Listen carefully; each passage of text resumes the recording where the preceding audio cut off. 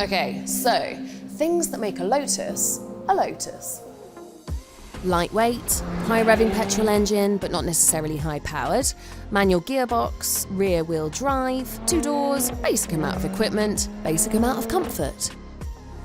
And here is the latest Lotus, the Emeya, and it has all of those things. Oh no, wait, hang on. No, not all. None of those things.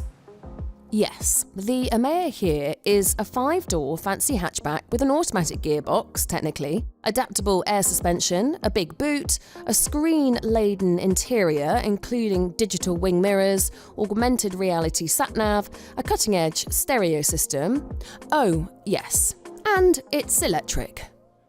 Still, Lotus is properly bullish on the topic of whether or not this is an actual Lotus. They call it a Hyper GT and say that it has an unparalleled driver-car connection and has a uniquely Lotus driving experience.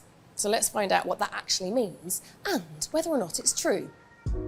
It's a good start. Just look at the thing. Did a saloon ever look so aggressive? It's straight out of the supercar playbook, all low and wide and swoopy, with wide wheel arches and proper broad shoulders.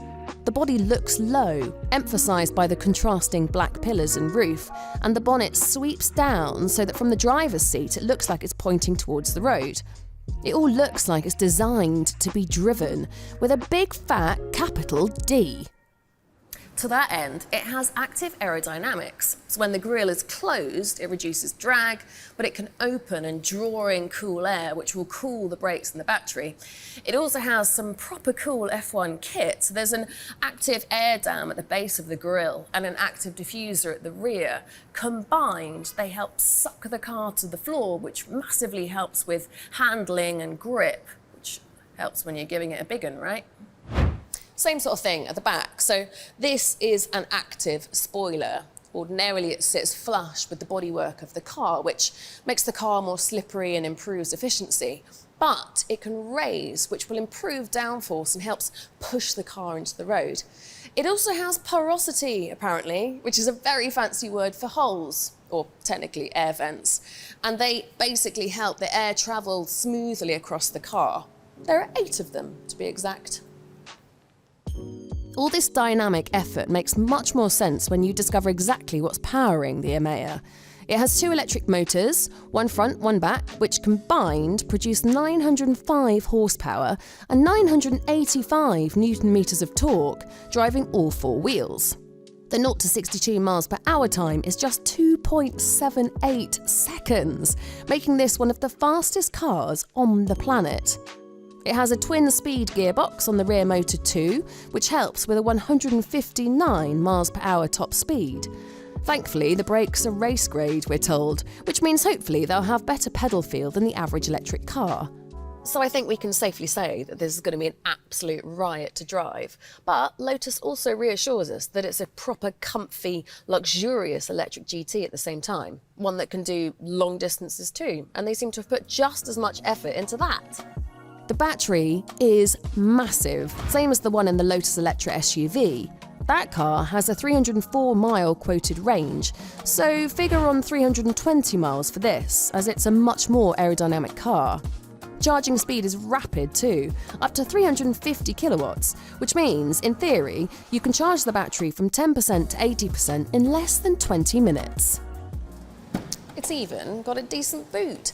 It's a liftback, so even though the actual volume of the boot isn't the greatest, it's very easy to get stuff in and out of. Comfort should be exceptional, mainly because of the adaptive suspension, which reads the road 1,000 times a second to ensure limo-like ride quality.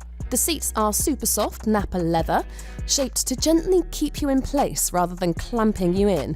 Even the stereo is built for comfort. It's by Kef, an award-winning audio company that will charge you 180 grand for a pair of speakers. True story. Not only does that mean your K-pop will never sound so good, but the car also has sensors that detects external noise and vibration and active noise cancellation, which takes the noise away. So the car is then super quiet. So that, plus the silent electric motor, means this car is basically as quiet as your MySpace servers. Speaking of a space for friends, there is a surprising amount of that stuff back here. So it's 5 seats as standard, but as you see here, you can spec it for 4 individual seats, which is rather cool. Not only that, but the rear passengers have access to their very own screen, which does all sorts of cool things. So you have various controls and configurations of your own seats, plus you can reconfigure the front passenger seat. You also have access to the sound and the sound controls, climate controls, and rather excitingly, you can control the configuration of the sunroof shade. Look at that. And get unnecessarily carried away with the patterns that you create. But anyway, more importantly, where you actually want to be is up front. What an amazing cabin.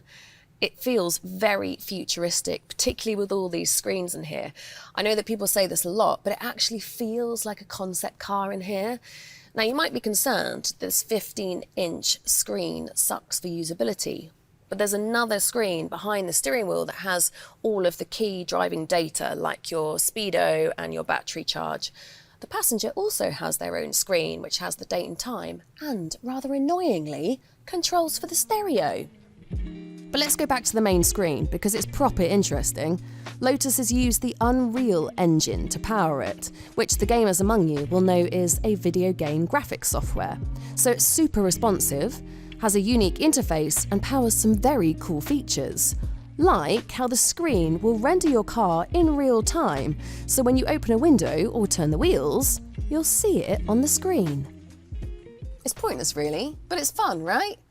Things that it does do that are useful though is it processes the cameras that surround the car that give you a 360 view of the car without any blind spots. It also controls the 5.5-inch head-up display, which gives you sat-nav, real-time driving information and safety warnings. But aligned to all that futuristic stuff, it all just feels high quality in here. It's lovely.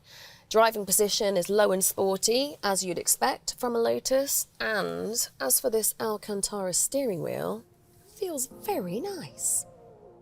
Prices aren't confirmed yet, but expect them to be similar to the Electra, which starts at around £90,000, rising to about £120,000. That puts it squarely in Porsche Taycan and Audi e-tron GT territory. We'll see the first ones hit the road in early 2024. If it can meet its opposing briefs in the same way that a Porsche Taycan does. So on one hand, it's a very cool sports car, and on the other hand, it's a luxurious comfort touring car, it could be an electric masterpiece. We'll let you know once we get behind the wheel of it, hopefully very soon. In the meantime, let us know what you think about it in the comments.